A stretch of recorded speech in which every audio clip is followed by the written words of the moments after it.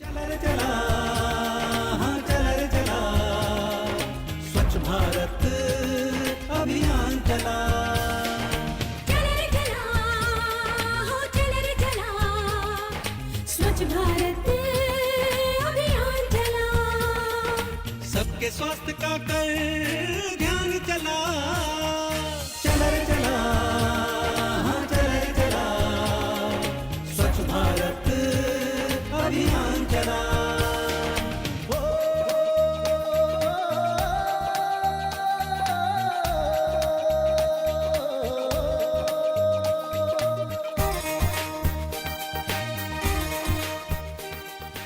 नमस्कार, स्वागत है आप सभी का कार्यक्रम स्वच्छ भारत में। स्वच्छ भारत हमारा कार्यक्रम जिसमें एक ही बात हम आपसे कहते हैं बार बार कि हमें भारत को स्वच्छ करना है। 2019 तक हमारा जो लक्ष्य है उसे हमें हासिल करना है।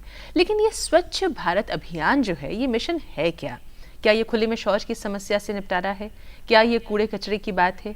क्या ये साफ सफाई की बात है? क्या है आखिर ये? इसमें पर्यावरण भी जुड़ा है, इसमें हमारा टूरिज्म भी जुड़ा है, बहुत सारी चीज़ें हैं जो इस मिशन के साथ जुड़ती हैं।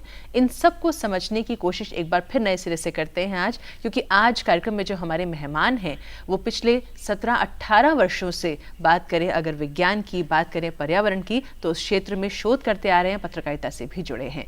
जी हाँ, आज हमारे मेहमान हैं सोपान जोशी जी। सोपान जी, बहुत बहुत स्वागत है कार्यक्रम में आपका।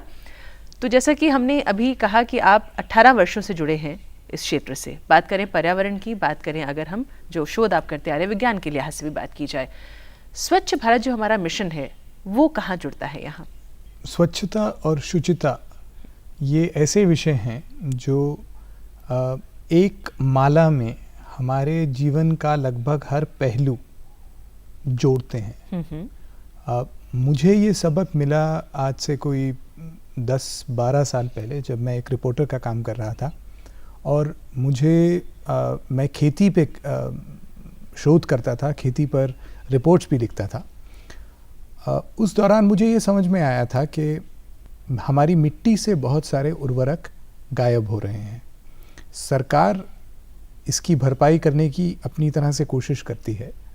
हमारा उर्वरकों का सब्सिडी बिल कोई 65,000 करोड़ का है, लेकिन उसके बावजूद बहुत सारे उर्वरक हमारी मिट्टी से फसल के रूप में निकाले जाते हैं और फिर वो पानी में बह के समुद्र में चले जाते हैं।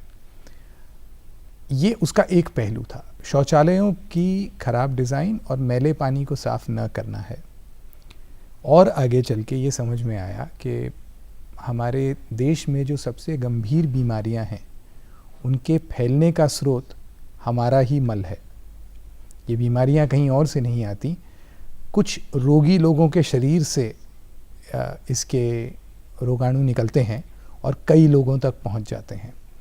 ये देखते हुए, अलग अलग विषय समझते हुए मुझे लगने लगा था कि शुचिता को समझने के लिए इन सब की समझ अपनी अपनी जगह ज़रूरी है।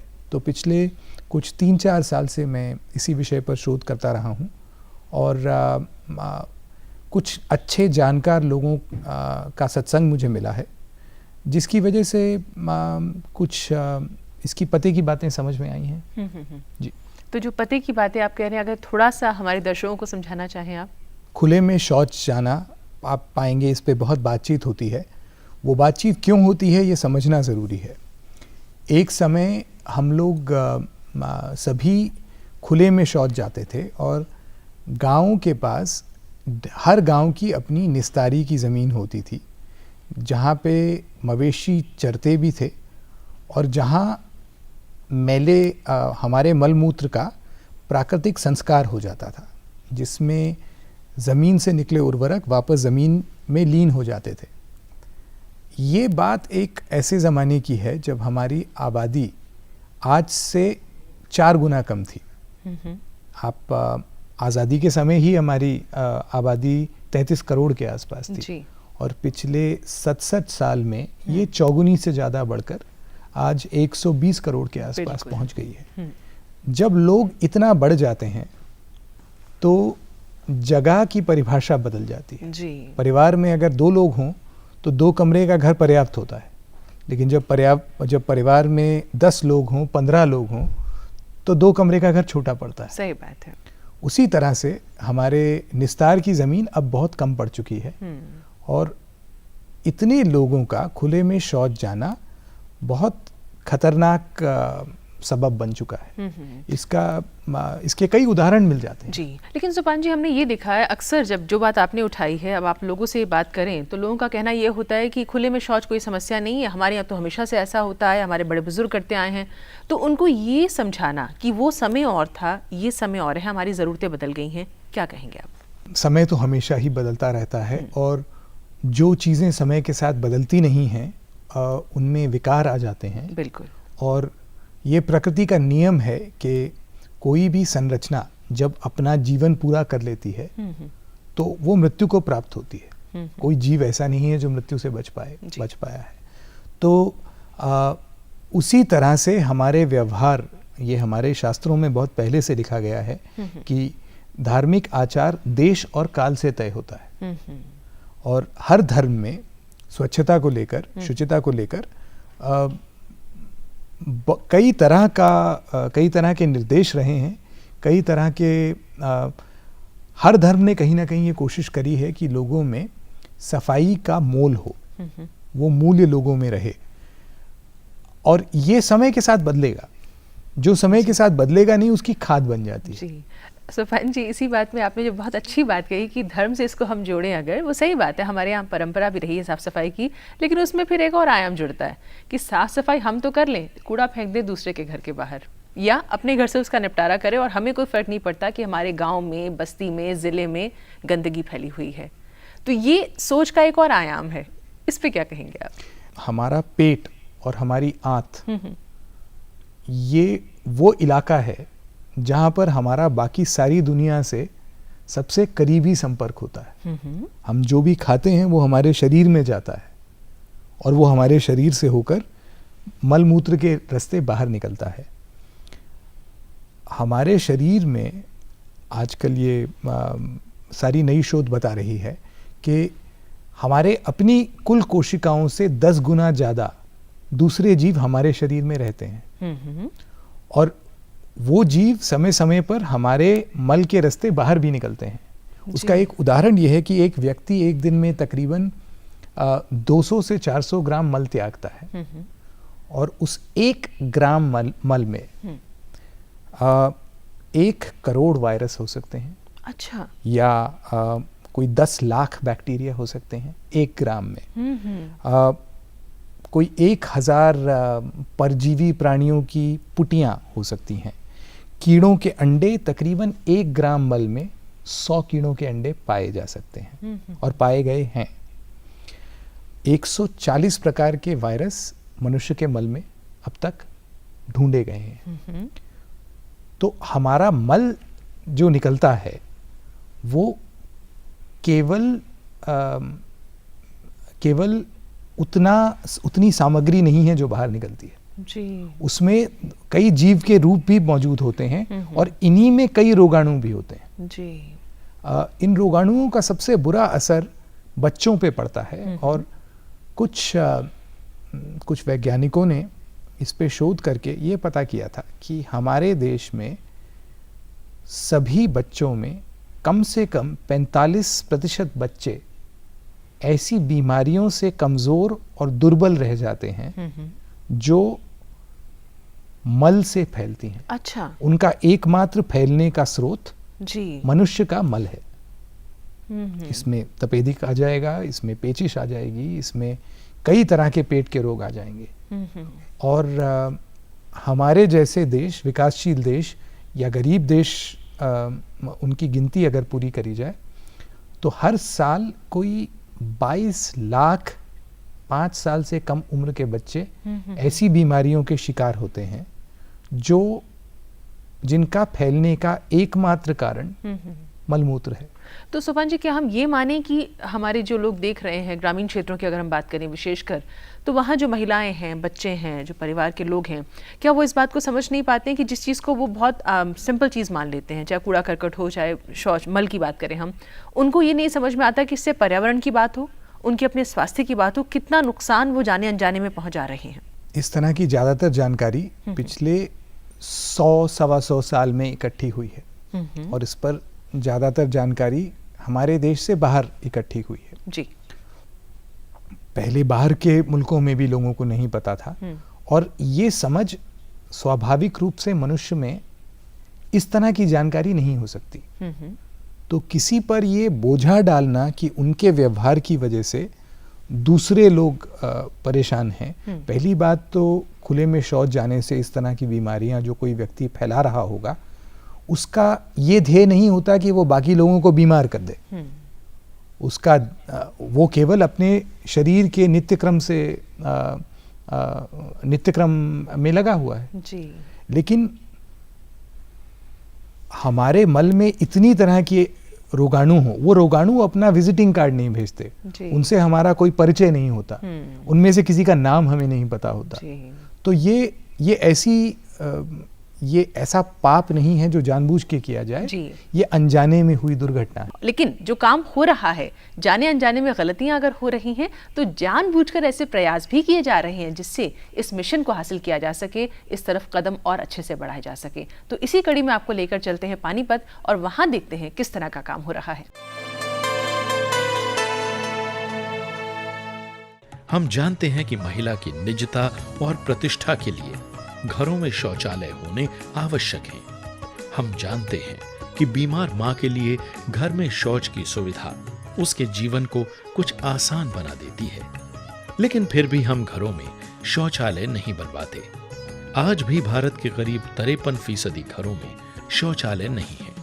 आज भी लोग खुले में शौच करने जाते हैं और उनके साथ आती हैं कई बीमारियां। देश देर से ही सही खुले में शौच करने के दुष्प्रभावों को समझ रहा है। महिलाएं अपने अधिकारों की मांग कर रही हैं, बच्चे स्वच्छता के महत्व को जान रहे हैं। लेकिन क्या इन आवाजों को सुना जा रहा है? क्या जागरूकता लोगों की आदतें बदलने में कामयाब हो रही है? क्या स्वच्छता की बात अब एक आंदोलन का रूप ले चुकी है? शायद जिस आंदोलन की मशाल थामे हैं महिलाएं और बच्चे। इन्हीं सब सवालों के साथ हम पहुंचे हरियाणा के जिला पानीपत के गांव गढ़ी भलौर में।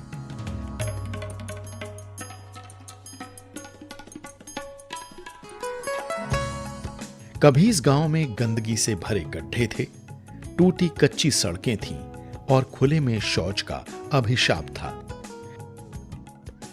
लेकिन गढ़ी भलौर गांव के लोगों ने स्वच्छता की अहमियत को समझा और स्वच्छता, साफ सफाई को संपूर्णता में जाना।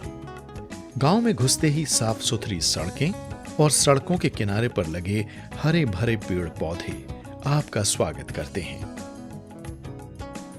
गांव में सभी जगह साफ सफाई नजर आती है। यहाँ पक्की सड़कें हैं, पक्की नालियां हैं और घरों में हैं पक्के शौचालय। साफ सफाई के प्रति गढ़ी भलौर गांव इतना जागरूक है कि यहाँ हर घर से कचरा उठाने के लिए और हर सड़क की साफ सफाई के लिए रोजाना कचरा उठाने वाला आता है, जो इस कचरे का उचित निपटान भी करता है और सड़कों नालियों को साफ भी रखता है। गांव में जगह जगह दीवारों पर लिखे नारे दिखते हैं, जो गांव के जागरूक होने का परिचय देते हैं। हम सब ने ठाना है अपने गांव को निर्मल बनाना है। गांव में स्कूल में ही बच्चों को स्वच्छता का पाठ पढ़ाया जाता है।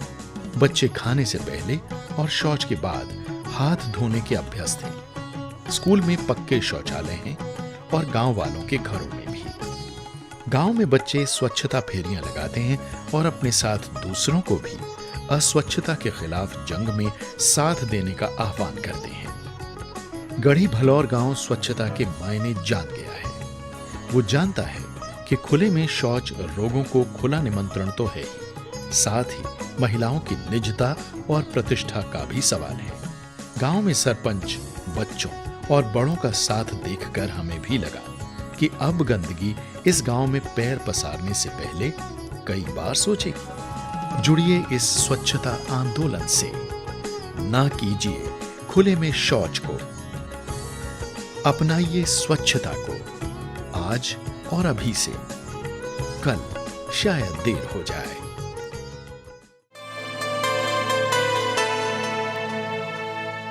चार, 5, 6 पंजे 30। दिमाग तो हवाई जहाज है तेरा। नाना राकेट। हाँ हाँ रॉकेट। राकेट जी कहाँ? अम्मा खेत में आई है। जा रख ले। मुन्नी बीमार जो होने वाली है। बीमार? खुले में शौच करेगी, उस पे मंडराएंगी मक्खियाँ, फिर वही मक्खियाँ तेरे बनाए खाने पर बैठ उसे दूषित करेंगी और मुन्नी को बीमार। घर में शौचालय बनवा और इस्तेमाल कर। स्वच्छ भारत मिशन, एक कदम स्वच्छता की ओर। जहाँ सोच वहाँ शौचालय। तो देखा हमने पानीपत में किस तरह की कोशिशें की जा रही हैं भारत को स्वच्छ बनाने की दिशा में। हर क्षेत्र का अपना महत्व है। अगर हम सब ये ठान लें और अपने यहाँ ये काम शुरू कर दें तो भारत स्वच्छ हो ही जाएगा। खुले में शौच की समस्या एक बात है, लेकिन शौचालय बन जाने के बाद उसका उपयोग हो वो कितना महत्वपूर्ण है, ये लोगों को हमें समझाना है। आपसे कुछ देर पहले जब बात चल रही थी तो आपने सेवाग्राम का जिक्र आया था उसमें कि गांधी जी के यहाँ जो शौचालय बने थे उस समय में वहाँ लोग जाना पसंद करते थे, उसका अपना एक कारण था। वो हमारे दर्शकों को अगर आप बताएं। गांधी जी का रवैया इन बातों में बहुत अलग था।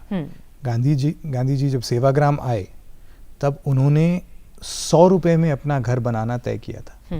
और उसका एक और नियम ये था कि सामग्री वही इस्तेमाल होगी जो 5 किलोमीटर के दायरे में मिलती हो। अच्छा, 5 मील के दायरे में मिलती हो, उससे बाहर जाकर सामग्री घर बनाने के लिए लानी नहीं। 5 मील के दायरे में। जी जी। और उस सब के बावजूद अगर आप गांधी जी का सेवाग्राम का घर देखेंगी तो उसमें सबसे चमकदार जगह उनका शौचालय था। और वो उन्होंने ये कहा था कि शौचालय ऐसा होना चाहिए जहाँ चाहो तो आप खाना पका भी सको और खा भी सको। अच्छा। तो उनके शौचालय की जमीन जिस तरह से बनी है उसमें जिस तरह के इंतजाम उन्होंने किए थे वो देखकर लग रहा था कि इस आदमी को, वो अभी भी आप जाके देख सकते हैं, आपको देख के लगेगा कि इस आदमी को स्वच्छता का व्यवहार से जो संबंध है वो बहुत साफ पता था।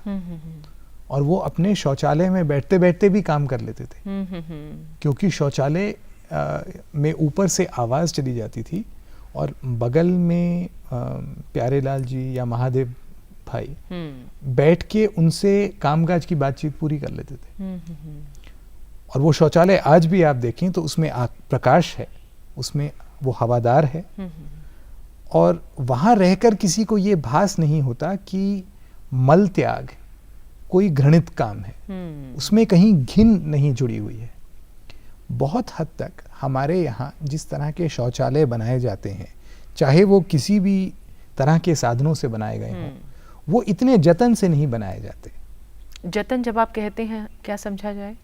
जतन में ये भाव निहित है कि शौचालय हमारे घर का एक हिस्सा है और जैसे घर की पवित्रता का ध्यान लोग रखते हैं उतना ही ध्यान शौचालय का रखा जाए। अगर शौचालय उतना साफ सुथरा हो और उतना ठीक से रखा हुआ हो तो सहज ही व्यक्ति का मन करता है कि इतना दूर जाने की बजाय यहीं शौच निपट लेते हैं। जी, गांधी जी की बात यहाँ पर हो रही है और प्रधानमंत्री जी बार बार गांधी जी का जिक्र करते हैं और उन्होंने ये भी कहा है कि बापू को अगर हम सच्ची श्रद्धांजलि या कुछ दे सकते हैं तो वो यही है कि उनकी 150वीं जयंती तक भारत को हम पूर्णतः स्वच्छ कर दें और इसके लिए प्रयास हम सबको मिलकर करने होंगे। सोपान जी से अब हम समझेंगे कि हम जब शौचालय की बात करते हैं कि वो अच्छा हो, पवित्रता का वहाँ ख्याल रखा जाए, वो तो बात की बात है। पहले तो हम यही समझ लें कि शौचालय होना ज़रूरी है, उसका इस्तेमाल ज़रूरी है, ये हमें समझना होगा। लेकिन इस दिशा में भी बहुत सी कोशिशें हो रही हैं। तो आइए देखते हैं, देश के अलग अलग हिस्सों की हम बात करते हैं। अब देखते हैं कि जहाँ हम चल रहे हैं वहाँ किस तरह का काम हो रहा है।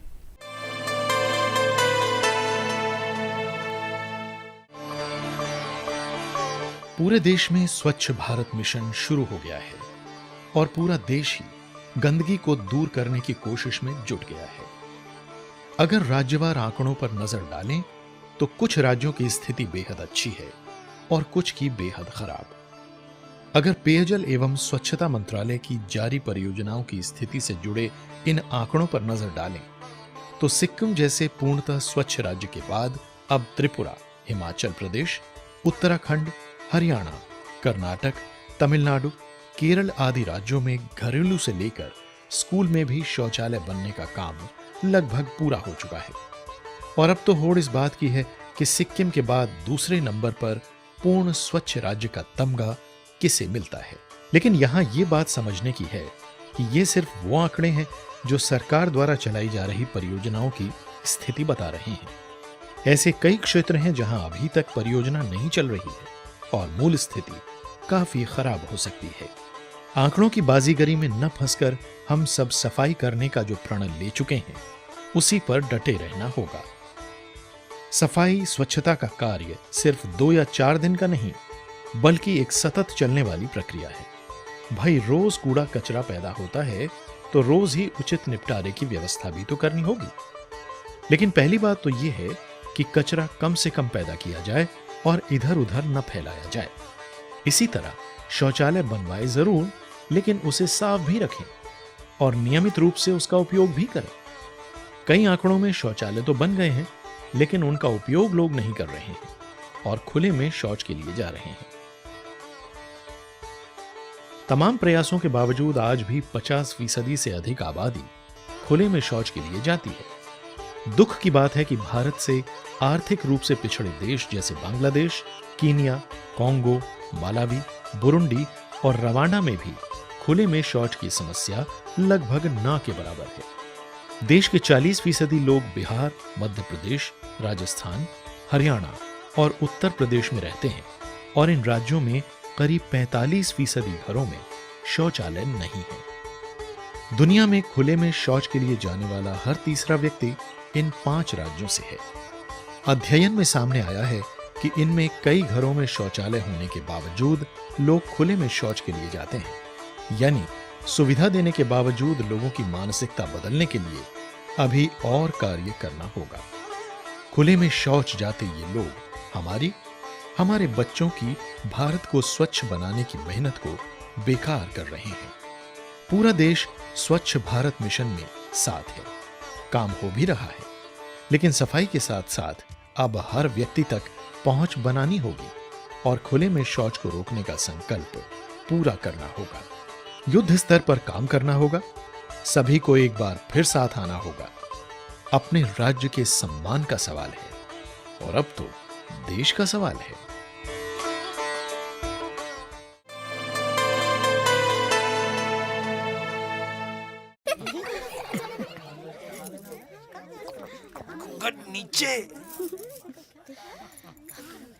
काकी, घर में शौचालय कहाँ है?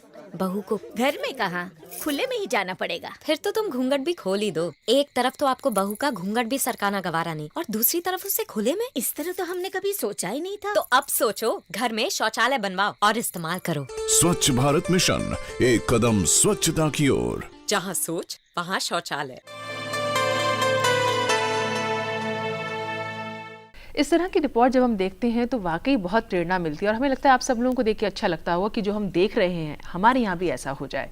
सुपान जी, हम बात कर रहे हैं कि शौचालय का महत्व ज़रूरी है, उसको समझना, उपयोगिता उसकी क्या है ये समझना ज़रूरी है, लेकिन उपलब्ध होने के बाद भी लोग इस्तेमाल नहीं करते हैं। ये तो बात हुई शौचालय की। साफ़ सफाई की बात करें, वहाँ भी ज़्यादातर वस्तु स्थिति वैसी नज़र आती है कि हमारा घर साफ, बात खत्म हो जाती है। तो लोगों को जागरूक करने की जब बात आती है, उनको प्रेरित करने की बात आती है, प्रोत्साहित करने की बात आती है, क्या लगता है आपको क्या करने की ज़रूरत है और कैसे किया जाए? जो लोग इस तरह जो लोग खुले में शौच जाते हैं, ऐसा नहीं है कि वो किसी तरह के कि वो गैर कानूनी काम कर रहे हैं या किसी तरह से कानून का उल्लंघन कर रहे हैं जी। वो केवल ऐसी उनका व्यवहार उससे तय होता है जो उन्होंने कम उम्र में सीखा है। और विज्ञान हमें ये बताता है कि हमारे लगभग 95% कर्म अवचेतन दिमाग से तय होते हैं। चेतन दिमाग तकरीबन 1 से 5% चीज़ें तय करता है जी। अगर हम बहुत चेतन रहें तो भी हमारा व्यवहार हमसे बदला नहीं जाता। तो सुपान जी, चलते चलते जो लोग कार्यक्रम देख रहे हैं, विशेषकर आपने बार बार महिलाओं और बच्चों की बात की, बहुत अच्छा लगा वो जान के, उनसे आप कुछ कहना चाहें कि वो किस तरह भागीदारी कर सकते हैं? देखिए, कहीं ना कहीं जिस तरह से मल फैलाना हमारे शरीर का कर्म है, उस तरह से स्वच्छ रहना भी हमारे शरीर का कर्म है। केवल उस कर्म को ठीक से मौका नहीं मिलता। लेकिन अगर आप देखें तो साधारण से साधारण कुत्ता भी जब जब मल त्यागता है तो वो पीछे से अपने पैर से कुछ मिट्टी उठा के उसके ऊपर डाल देता है। ये हमारे स्वभाव में पहले से मौजूद है, लेकिन हमारी आदतें कुछ ऐसी बन गई हैं जो हमारी चेतना को, हमारे विवेक को दबा के रखे हैं, उस पर मिट्टी डाले हुए हैं। उस पर ज़्यादा नहीं, थोड़ी मिट्टी हटाने की ज़रूरत है। हमारे आदतें साफ़ हो सकती हैं, हम ऐसी बीमारियों को दूर कर सकते हैं जो हम अपने ही मल से दूसरे लोगों को, अपने प्रियजनों को भी देते हैं। जी, और आप दोस्तों जो हमारा कार्यक्रम देख रहे हैं इस समय, आपसे भी हमारा यही अनुरोध है, आपके क्षेत्र में कुछ भी हो रहा है, आप कोई ऐसा काम कर रहे हैं तो आप तस्वीरें भी हमें भेज सकते हैं। जब आप काम शुरू करें उससे पहले की तस्वीरें, और जब इस अभियान को आप आगे बढ़ा रहे हैं उसके बाद क्या तब्दीली आई है वो भी आप साथ में भेज सकते हैं तस्वीरों के माध्यम से। हमारे यहाँ स्वागत है। पता नोट कीजिए, स्वच्छ भारत, कमरा नंबर 625, दूरदर्शन केंद्र, दूरदर्शन भवन, फेज 2, मंडी हाउस, कोपरनिकस मार्ग, नई दिल्ली 110001। हमारा ईमेल एड्रेस है sp@ddkdelhi.org.in। तो इसी आशा के साथ कि ये जो हमारा मिशन है, ये अभियान है, ये अपने लक्ष्य तक पहुंचेगा, आप हम सब मिलके इसमें योगदान करेंगे। आज के कार्यक्रम में आपसे लेते हैं अनुमति, लेकिन उससे पहले हम धन्यवाद करेंगे सोपान जोशी जी का। सोपान जी, आप कार्यक्रम में आए, इतनी अच्छी और गहरी जानकारी आपने हमें दी, बहुत बहुत धन्यवाद। मुझे यहाँ आके बहुत प्रसन्नता हुई जी, आपको यहाँ पे मुझे बुलाने के लिए आपका आभार। धन्यवाद। तो दर्शकों, आज के अंक में आपसे लेते हैं अनुमति, लेकिन अपने क्षेत्र में आप इस काम को आगे बढ़ाते रहिए ताकि हम इस लक्ष्य को जल्द से जल्द हासिल कर लें। फिलहाल नमस्कार।